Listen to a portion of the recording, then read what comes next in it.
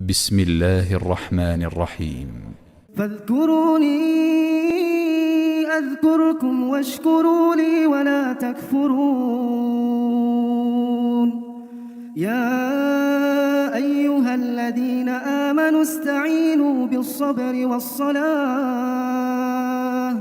إن الله مع الصابرين. ولا تقولوا لمن يقتل في سبيل الله أموات بل أحياء ولكن لا تشعرون.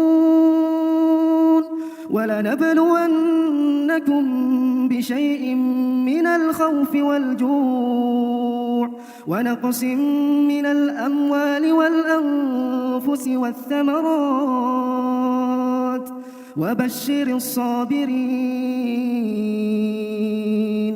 الذين إذا أصابتهم مصيبة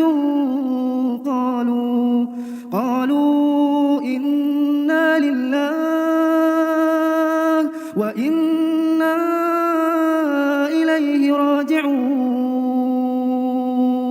أولئك عليهم صلوات من ربهم ورحمة وأولئك